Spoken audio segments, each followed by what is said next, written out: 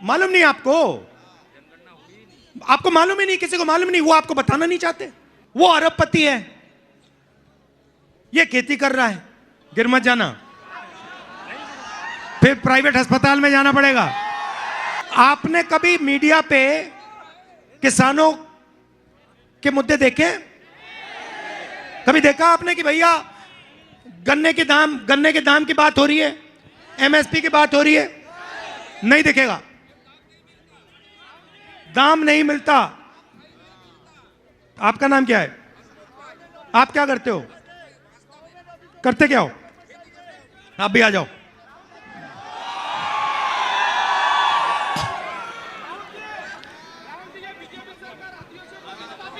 अभी मैं कर रही हूं, मैं आ रहा हूं, वहीं आ रहा हूं, बैठिए बैठिए, यहां जाइए। अब मैं आपसे पूछता हूं, हिंदुस्तान में पिछड़े वर्ग के कितने लोग हैं?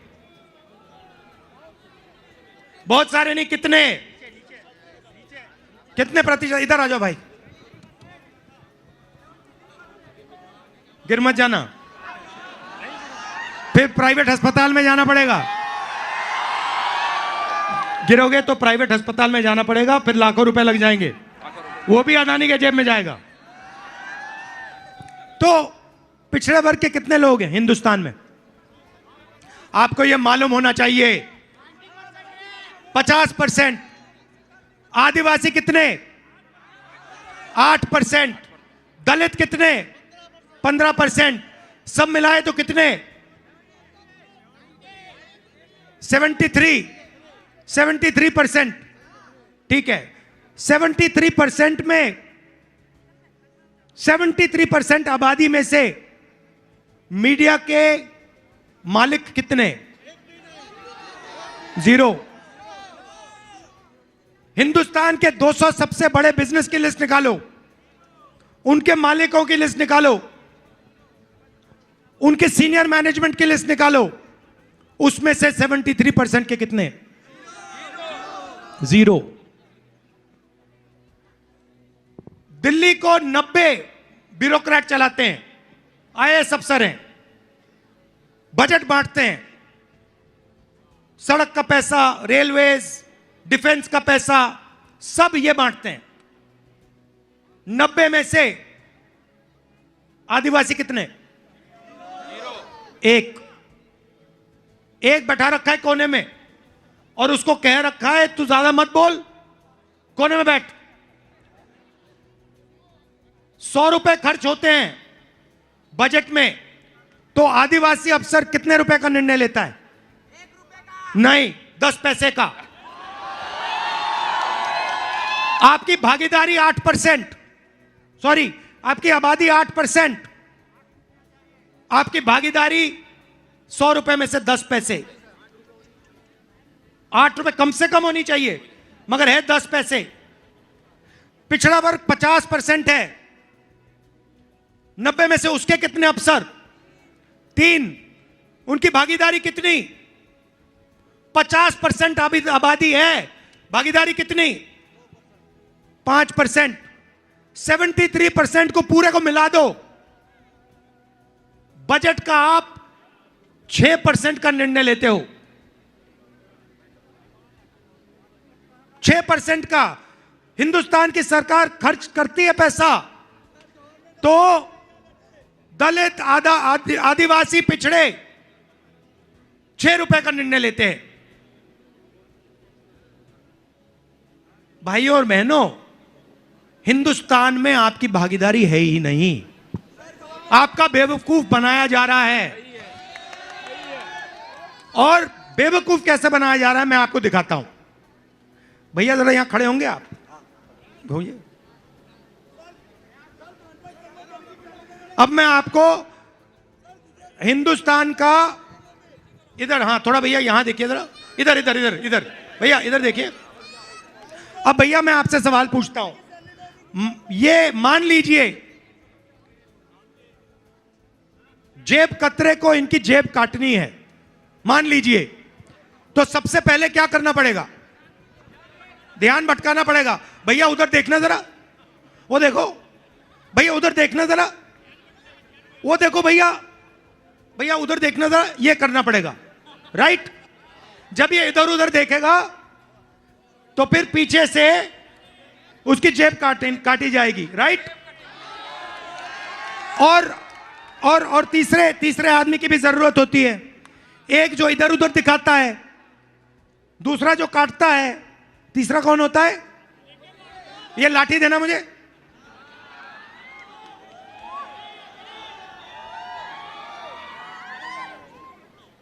ये झंडा उतार दो इससे अभी। ये तीसरा जो होता है, ये ऐसी लाठी लिए खड़ा होता है। क्यों? अगर इस बेचारे ने कुछ किया तो इसको लाठी लगेगी, राइट। तो ध्यान कौन भटकाता है? मोदी। देखो भैया, सी प्लेन की ओर देखो। देखो भैया, मैं समुद्र के नीचे चला गया। देखो भैया, वो चाइना की ओर देखो। देखो भैया, पाकिस्तान की ओर देखो। देखो भैया, थाली बजाओ, मोबाइल फोन चलाओ, ये इनका काम है। पीछे से अदानी जी आते हैं, पता भी नहीं लगता। आप उधर ऊपर ऐसे देखते हो, वो पीछे से ठक, जीएसटी का पैसा गायब हो जाता है। और साइड में Amit Shah, CBI, ED, income tax department लिए देखते रहते हैं। और नुकसान किसका होता है? आ जाइए अजय। नुकसान किसका होता है? आपका होता है। तो अब आप मुझसे कहोगे भैया रास्ता कहां है? आप कहोगे भैया आपने किसान की बात कर दी, रास्ता नहीं दिया। आपने रोजगार की बात की, रास्ता नहीं दिया। मैं आपको रास्ता देने आया हूं। सबसे पहले 2 काम करने हैं। पहला काम, जाति जनगणना। इससे हिंदुस्तान के हर नागरिक को यह पता लग जाएगा कि इस देश में पिछड़े कितने हैं, गरीब जनरल कास्ट के कितने हैं, आदिवासी कितने हैं, सब कुछ पता लग जाएगा। और उसके बाद आर्थिक सर्वे, मतलब इनको पता लग जाएगा कि हिंदुस्तान का जो धन है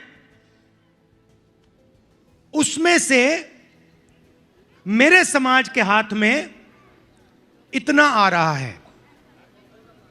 हिंदुस्तान की जो संस्थाएं हैं, चाहे वो ब्यूरोक्रेसी हो, चाहे वो सेना हो,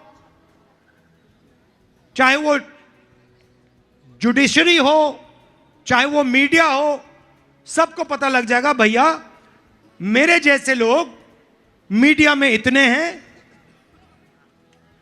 सबसे 200 बड़ी कंपनी में पिछड़े इतने हैं, दलित इतने हैं, आदिवासी इतने हैं। दूध का दूध, पानी का पानी हो जाएगा, आपको सब पता लग जाएगा। इसके बाद आप अपना हक मांग पाओगे। आज आप अपना हक ही नहीं मान सकते क्योंकि आपके पास डेटा ही नहीं, आप जानते ही नहीं हो। आपको यह नहीं मालूम, मैंने आपसे पूछा आदिवासी कितने, आपको नहीं मालूम। दलित कितने, आपको नहीं मालूम। मीडिया में कितने, आपको नहीं मालूम। हाई कोर्ट में 650 जज हैं, हिंदुस्तान के सब हाई कोर्ट्स में। आदिवासी कितने, मालूम नहीं आपको। आपको मालूम ही नहीं, किसी को मालूम नहीं, वो आपको बताना नहीं चाहते। अदानी आपको बताना नहीं चाहता। जो सच्चाई मैं आपको बताता हूं कि हिंदुस्तान में 22 ऐसे लोग हैं जिनके पास हिंदुस्तान के 70 करोड़ लोगों जितना पैसा है, जितना 50% पॉपुलेशन के पास पैसा है। इनको मिला दो, आप सबको मिला दो, 70 करोड़ लोगों को इस साइड खड़ा करो, उतना ही पैसा 22 लोगों के पास है।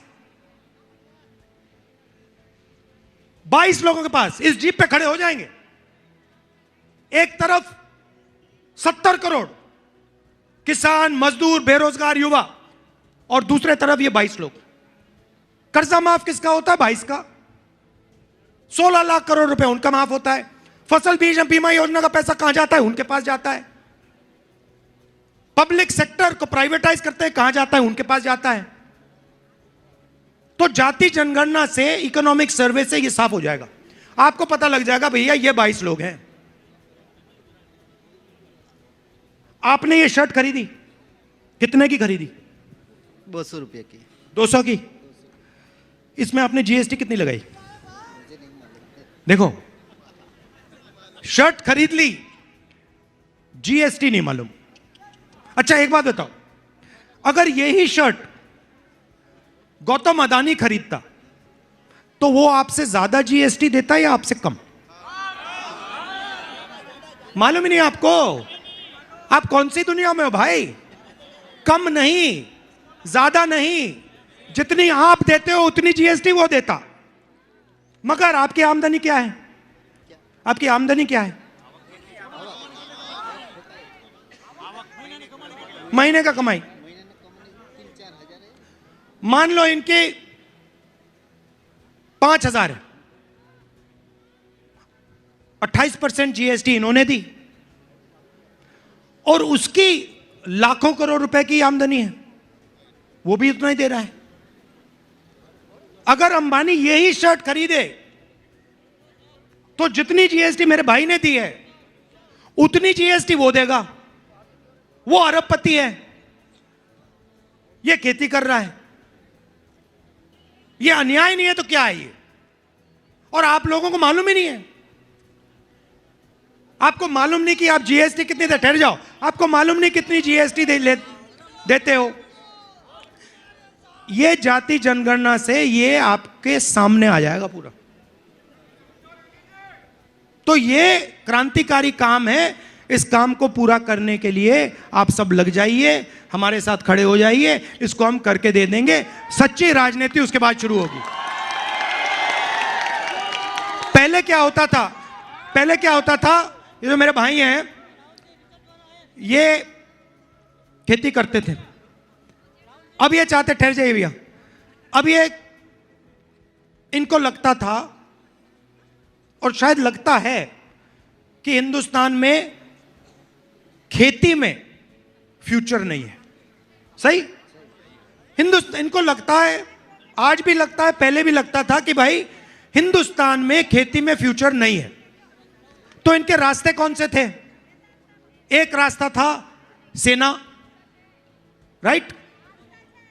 ये कहते थे, अपने बेटे से कहते थे, देखो जाके आर्मी में जाओ, पेंशन मिलेगी, इज्जत मिलेगी, रिस्पेक्ट मिलेगी, और देश के लिए तुम जाके सेवा करोगे। रास्ता बंद कर दिया, अग्निवीर लागू कर दिया। अब कहते हैं, अब अगर ये अपने बेटे को आर्मी में भेजना चाहते हैं तो हिंदुस्तान की सरकार इनसे कहती है, देखो तुम्हारे बेटे को हम 4 साल के लिए रखेंगे, उसके बाद उसको उठा के बाहर फेंक देंगे। उसको चाइना बॉर्डर पे 6 महीने ट्रेनिंग देके खड़ा कर देंगे। चाइना के सैनिक की 3-4 साल की ट्रेनिंग होगी, इसकी ट्रेनिंग 6 महीने की, उसकी ट्रेनिंग 3-4 साल की। और फिर कहते हैं, भैया देखो आप अग्निवीर हो, अगर शहीद हो गए तो तुम्हें शहीद का दर्जा भी नहीं मिलेगा। कौन लड़ेगा? कौन जाके लड़ेगा? पहले आर्मी के जो सेंटर होते थे भरे होते थे, लाइन लगी रहती थी। आप जाके देखिए आज खाली है, कोई अग्निवीर नहीं बनना चाहता, तो वो रास्ता भी बंद कर दिया। दूसरा रास्ता पब्लिक सेक्टर का था, बीएचईएल, एचएएल, वहां पे आपके बेटे जा सकते थे, बेच दिया। किसको बेचा? उन्हीं 22 लोगों को, उन्हीं 22 को। पहले हथियार पब्लिक सेक्टर बनाती थी। नैट एयरक्राफ्ट का नाम सुना होगा आपने, पाकिस्तान के खिलाफ जब लड़ाई हुई थी उसने लटा दिया था उनको, वो एचएएल ने बनाया था। उनसे सारे के सारे कॉन्ट्रैक्ट लेकर वो उन्हीं 22 लोगों को दे रहे हैं। अदानी डिफेंस, रिलायंस डिफेंस, उन सबको दे रहे हैं। और जहां भी आप देखोगे, अगर आप छोटे व्यापारी हो, मजदूर हो, किसान हो, आपके सारे रास्ते एक के बाद एक बंद हो रहे हैं। पहले पब्लिक स्कूल हुआ करते थे, पब्लिक अस्पताल हुआ करते थे। आज अगर आपको चोट लगे, लाखों रुपए निकालो, उन्हीं 22 लोगों के पास जाएंगे। बच्चों की शिक्षा करवानी है, प्राइवेट कॉलेज यूनिवर्सिटी में जाओ, मालिकों के नाम देखो, वही 22 लोग हैं। तो यह मैं आपसे कहना चाह रहा था कि आपको अपने हक की लड़ाई लड़नी है। अच्छा, इस साइड भी देख लेता हूं। सॉरी, गलती की, इस साइड भी देखना था। तो यह मैं आपसे कहना चाह रहा था, ये जो एक तरफा काम किया जा रहा है कि सारा का सारा काम 22 लोगों, मैडम ठहर जाइए, 22 लोगों के लिए किया जा रहा है, 50 लोगों के लिए किया जा रहा है, ये देश के लिए अच्छा नहीं है। इससे देश कमजोर हो रहा है। तो ये मैं आपसे कहना चाह रहा था। आपने इतने प्यार से मेरी बात की और आपने मेरी मदद की। आपको थोड़ा कष्ट हुआ होगा, इसके लिए माफी मांगता हूं। आपको भी कष्ट हुआ होगा, इसके लिए माफी मांगता हूं। धन्यवाद। गले लगिए मेरे से।